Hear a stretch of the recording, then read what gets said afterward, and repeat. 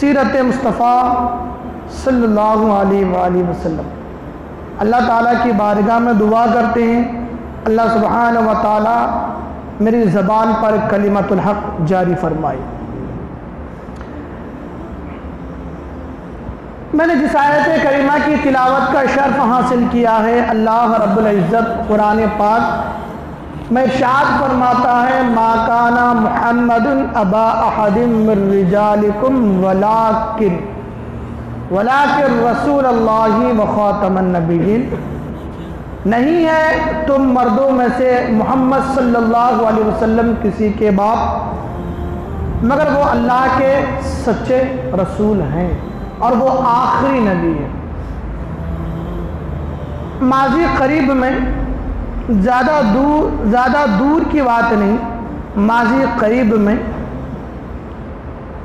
Europe میں ایک welfare society نے ایک اجلاس بلایا۔ اجلاس میں باتیں طے ہوئی کہ ساری دنیا میں جو بھی جھگڑا ہے وہ مذہب کے نام پہ ہے۔ جو بھی جھگڑا ہے، جتنے بھی جھگڑے ہیں دنیا میں سب مذہب کے نام پہ ہیں۔ تو ان لوگوں نے یہ طے کیا کیوں نہ ایسا کیا جائے کہ تمام مذاہب کو ایک مذہب پہ لا کر کھڑا کیا جائے۔ جب ایک مذہب پر سب آ جائیں گے جھگڑا ختم ہو جائے گا۔ یورپ کی سوسائٹی نے 3 دانشوروں کو بلایا، 3 مذہبوں کے دانشوروں کو بلایا، عیسائیوں کے دانشوروں کو بلایا، یہودیوں کے دانشوروں کو بلایا اور مسلمان اسلام کے دانشوروں کو بلایا۔ یہ 3 حضرات کو بلایا۔ سوسائٹی کے 2 لوگ جج بن گئے۔ ادیان تو بہت ہیں اور بھی مذاہب ہیں، مگر ان لوگوں نے صرف ان 3 ہی مذاہب کے لوگوں کو بلایا، یہودی، عیسائی اور مسلمان کو، کیونکہ یہی وہ 3 مذہب ہے جن کا عقیدہ ہے، جن کا ماننا ہے کہ ان کا مذہب دنیاوی نہیں آسمانی آفاقی ہے۔ آسمان سے دین آیا ہے، آسمان سے مذہب آیا ہے۔ یہودی بھی کہتے ہیں، عیسائی بھی کہتے ہیں، مسلمان بھی کہتے ہیں۔ تو وہ لوگ طے کیے کیوں نہ ان لوگوں کو ایک مذہب پر لا کر کھڑا کیا جائے۔ جب یہ لوگ ایک مذہب پر آ جائیں گے جھگڑا ختم ہو جائے گا۔ 3 دانشوروں کو بلایا، عقل مندوں کو بلایا، اسلام اور 3 مذاہب کے جاننے والوں عالموں کو بلایا، اور سوسائٹی کے 2 لوگ جج بن گئے۔ سامنے 3 دانشور بیٹھے ہوئے ہیں اور 2 جج ان کے سامنے بیٹھے ہوئے ہیں۔ جج یہ سوالات ان کے بڑے دلچسپ تھے، جج کے جو سوالات تھے بڑے دلچسپ تھے، بڑے مزیدار تھے۔ اللہ کرے سب کو سمجھ میں آ جائے، سمجھ میں آئے تو سبحان اللہ الحمدللہ کی داد کی بھیک مانگوں گا۔ جج کے سامنے 3 دانشور 3 مذہب کے لوگ ہیں، ان 3 مذہب کے دانشوروں کے سامنے 2 سوسائٹی کے جج منصف بیٹھے ہیں۔ جج نے پہلا سوال کیا کہ آپ تینوں یہ بتائیے کہ مذہب تو وہ ہوتا ہے جس کا تعلق کسی نہ کسی نبی سے ہو، مذہب تو وہ ہوتا ہے کہ جس کا تعلق کسی نہ کسی نبی سے ہو۔ من گھڑت باتیں مذہب نہیں ہوا کرتی، خود ساختہ باتیں مذہب نہیں ہوا کرتی۔ تو آپ تینوں بتائیے کہ آپ کا مذہب کس نبی سے منسلک ہے۔ یہودی کھڑا ہوا، کہنے لگا، حضرت موسیٰ کے ماننے والے کھڑے ہوئے کہ میرا مذہب حضرت موسیٰ سے تعلق رکھتا ہے۔ عیسائی کھڑے ہوئے، کہنے لگے کہ میرا مذہب حضرت عیسیٰ علیہ السلام سے منسلک ہے، منسوب ہے، اللہ کے جلیل القدر پیغمبر گزرے ہیں۔ مسلمان کھڑا ہوتا ہے، کہتا ہے کہ ہمارا مذہب آمینہ کے لال نبی آخر الزمان صلی اللہ تعالی علیہ وآلہ وسلم سے منسوب ہے۔ تو اب یہ بات معلوم چل گئی کہ جتنے بھی مذاہب ہیں کسی نہ کسی نبی سے منسلک ہے، کسی نہ کسی نبی سے وابستہ ہیں، کسی نہ کسی نبی سے تعلق رکھتا ہے۔ مگر اس کے بعد جو دوسرا سوال ججوں نے کیا، اگر اس سوال پر آپ کو سمجھ آ جائے تو سبحان اللہ ضرور کہیے گا۔ کہا کہ معلوم ہو گیا، یہ بات واضح ہو گئی کہ جتنے بھی مذاہب ہیں، یہ جو 3 مذاہب تھے، ان تینوں مذاہب کا تعلق کسی نہ کسی نبی سے ہے، ان تینوں مذاہب کا تعلق کسی نہ کسی پیغمبر سے ہے۔ مگر یہ بات بتاؤ، یہ دور کس نبی کا دور ہے؟ یہ دور، یہ جو دور ہے، یہ دور کس نبی کا دور ہے؟ حضرت عیسیٰ کے ماننے والے کہنے لگے کہ یہ حضرت عیسیٰ کا دور ہے۔ عیسائی یہودی کہنے لگے کہ یہ حضرت موسیٰ کا دور ہے۔ مسلمان کھڑا ہوتا ہے کہ یہ میرے پیارے پیغمبر کا دور ہے۔ جج نے کہا نہیں، ایسے بات نہ بنے گی، دلیل کے ساتھ پیش کرو، ثبوت کے ساتھ پیش کرو کہ یہ دور موسیٰ کا دور ہے، دلیل کے ساتھ پیش کرو کہ یہ دور عیسیٰ کا دور ہے، دلیل کے ساتھ پیش کرو کہ یہ دور حضرت محمد مصطفیٰ صلی اللہ علیہ وسلم کا دور ہے۔ دور یہ ثبوت کے طور پر میں تمہیں ایک دلیل دیتا ہوں کہ یہ دلیل کے حساب سے بتاؤ کہ ایک اللہ نے ہر نبی کو ایک معجزہ عطا فرمایا، ہر نبی کو ایک معجزہ عطا فرمایا۔ اگر اس نبی کے ساتھ ان کا معجزہ بھی گزر گیا، اگر موسیٰ کے ساتھ موسیٰ کا معجزہ گزر گیا تو موسیٰ کا دور نہیں، اگر عیسیٰ کے ساتھ عیسیٰ کا معجزہ گزر گیا، عیسیٰ کا دور نہیں۔ نبی آخر الزمان ان کے ساتھ اگر ان کا معجزہ گزر گیا، ان کا دور نہیں۔ دلیل کے ساتھ پیش کرو۔ اگر آپ یہ معجزہ تمام انبیاء کو ملتا ہے، اگر نبی کے ساتھ اگر ان کا معجزہ بھی چلا گیا تو سمجھے کہ اس نبی کا معجزہ اس نبی کا دور ختم ہو گیا۔ اگر اس نبی کے ساتھ اگر اس کا معجزہ باقی ہے تو سمجھو کہ اس نبی کا دور باقی ہے۔ اگر اس نبی کا معجزہ باقی ہے تو سمجھو کہ اس نبی کا دور باقی ہے۔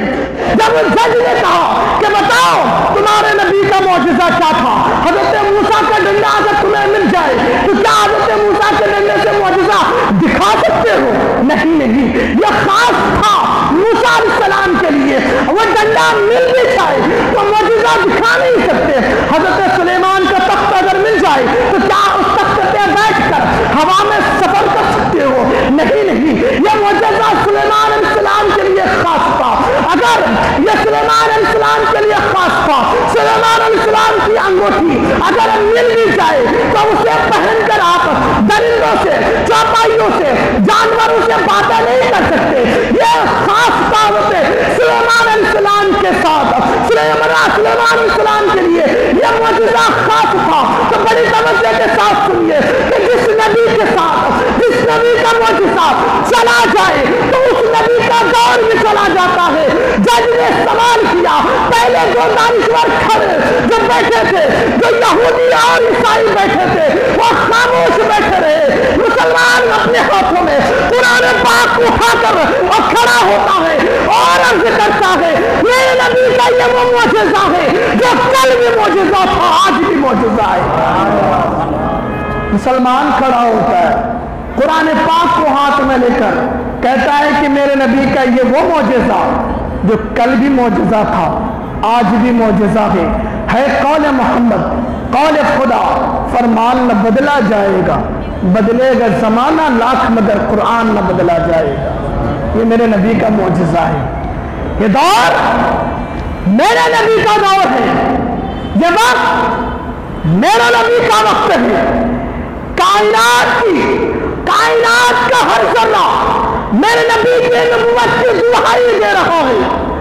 کائنات کا ہر ذرہ میرے نبی کی نبوت کی گواہی دے رہا ہے، یہ آسمان گواہی دے رہا ہے، میرے نبی کی نبوت کی گواہی ساتوں زمین دے رہے گے، میرے نبی کی نبوت کی گواہی ساتوں سمندر دے رہے گے، میرے نبی کی نبوت کی گواہی ساتوں بر اعظم دے رہے گے، میرے نبی کی نبوت کی گواہی یہ چرندوں پرندوں یہ درندوں تمام جانور دے رہے گے، یہ میرے نبی کی نبوت کی گواہی پوری کائنات دے رہی ہے۔ قرآن کے پاروں میں تیرے نام کا چرچا، قرآن کے پاروں میں تیرے نام کا چرچا ہے، چاند ستاروں میں تیرے نام کا چرچا، گلشن کے ہر رنگ میں گل میں تیری خوشبو، گلشن کے ہر رنگ میں گلشن کے ہر ایک رنگ میں گل میں تیری خوشبو، رنگین بہاروں میں تیرے نام کا چرچا، رنگین بہاروں میں تیرے نام کا چرچا، موجوں کی روانی میں تلاقم کی بہار میں، موجوں کی روانی میں تلاقم میں بہار میں، خاموش کناروں میں تیرے نام کا چرچا، اور وہ چاند وہ قمر، وہ چاند وہ قمر کہتا ہے، وہ قمر کہتا ہے، قمر پھر وہ کبھی انگلی اٹھائے، کہتا ہے وہ قمر پھر وہ کبھی انگلی اٹھائے، انگلی کی اشاروں میں تیرے نام کا چرچا۔ یہ دور میرے نبی کا دور ہے، یہ زمانہ میرے نبی کا زمانہ ہے، یہ وقت میرے نبی کا وقت ہے۔ اب اگلا سوال جج نے جو کیا، 2 سوال مکمل ہو گئے، اب تیسرا سوال تھا۔ تینوں دانشور بیٹھے تھے،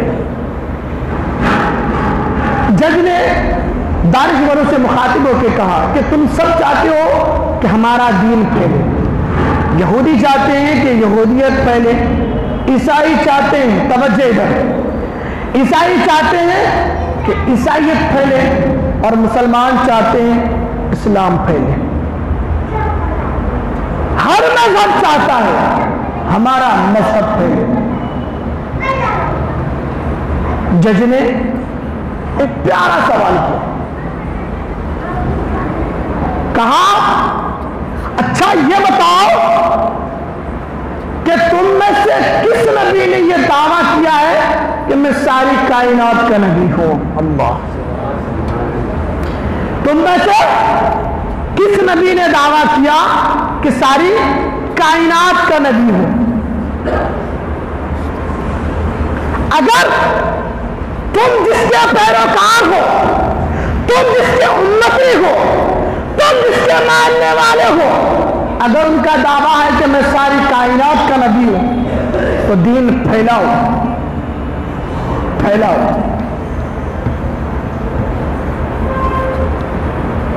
اگر دعویٰ ہی نہیں ان کا،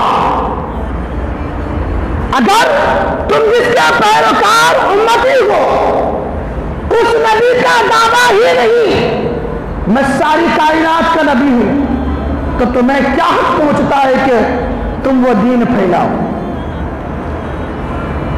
اب پوتا دادا کی ملکیت وراثت ہے، دادا کا دعویٰ تھا کہ میرے پاس 2 ایکڑ زمین ہے، پوتا یہ کیس تو نہیں کر سکتا نا رشتہ داروں سے، تایا سے، چچا سے کہ مجھے 5 ایکڑ زمین چاہیے، نہیں کر سکتا، کیونکہ جس کے دعوے کا، جس کی وراثت کا وہ حقدار ہے، اس کا دعویٰ ہی نہیں رہا کہ 5 ایکڑ کا مالک ہوں میں، اس کا دعویٰ ہی رہا 2 ایکڑ کا۔ جب 2 ایکڑ کا دعویٰ تھا تو اس کے ماننے والے بھی 2 ایکڑ ہی کریں گے، اس کی وراثت والے بھی 2 ایکڑ ہی لیں گے۔ تو جج نے سوال کیا، تم میں سے جس نبی کا دعویٰ ہے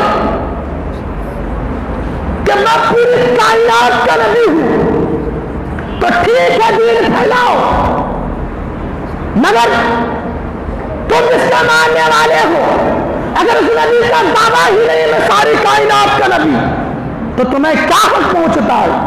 نہ اخلاقی نہ قانونی، کسی طور پر حق نہیں پہنچتا۔ 2 لوگ، 2 دانشور خاموش رہے۔ مسلمان قرآن ہاتھ میں لیتا، کھڑا ہو کر پوچھتا ہے، کھڑا ہو کر بیان کرتا ہے، کھڑا ہو کر خطاب کرتا ہے۔ اللہ کے حبیب کے پیارے امتی عرض کرتا ہے کہ یہ قرآن اٹھا کر کہنے لگتا ہے کہ وما ارسلناک इल्ला रहमतन लिल आलमीन। मेरे नबी सारी कायनात के लिए रहमत बनकर आए। समझ में नहीं आई? समझ में आती तो सुभान अल्लाह की दाद बहुत ज्यादा होती। पहले दो दानिशवर चुप रहते, किसी नबी ने सारी कायनात के नबी होने का दावा न किया। मुसलमान खड़ा होता और कहता है वमा अरसलनाका इल्ला रहमतन लिल आलमीन। फिर फरमाता है वमा अरसलनाका इल्ला काफ़तन लिन्नास हुवल्लज़ी अरसल रसूलहु बिल-हुदा व दीनिल हक़्क़ि लियुज़हिरहु अला दीनि कुल्लिहि व कफ़ा बिल्लाहि शहीदा। मुहम्मदुर रसूलुल्लाह वल्लज़ीना मअहु अशिद्दाउ अलल कुफ़्फ़ारि रुहमाउ बैनहुम।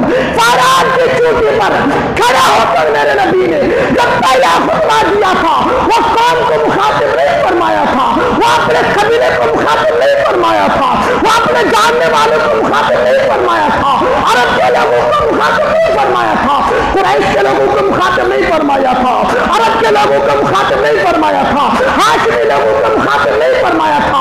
हालांकि सामने जो थे वो अरब के लोग थे, हालांकि सामने जो लोग थे वो खानदान के लोग थे, सामने जो लोग थे वो कुरैश के लोग थे, सामने जो लोग थे वो हाशमी के लोग थे, वो सामने जो लोग थे अरब के लोग थे। मगर अल्लाह के हबीब ने इरशाद फरमाया या अय्युहन नास, ऐ तमाम लोगों जो आज है, ऐ लोगों जो कल आने वाले थे, उनका भी मुखातिब फरमाया या अय्युहन नास। अल्लाह के हबीब फरमाते हैं या अय्युहन नास, ऐ लोगों आज जो है, जो इस शहर में है, जो अरब में है, जो अजम में है, जो बर्रे आजम में है, जो दुनिया में है, जो पहले चले गए, जो बाद में आने वाले हैं, जो इस खत्ते में है, वो उस खत्ते में है। अल्लाह के आगे फरमाते हैं या अय्युहन नास, कायनात की जहाँ पे जो लोग बैठेंगे इन्नी रसूलुल्लाहि इलैकुम जमीआ, मैं उसके तरफ अल्लाह का रसूल बनकर आया। अल्लाह के हबीब का दावा है मैं सारी कायनात के लिए नबी बन के आया।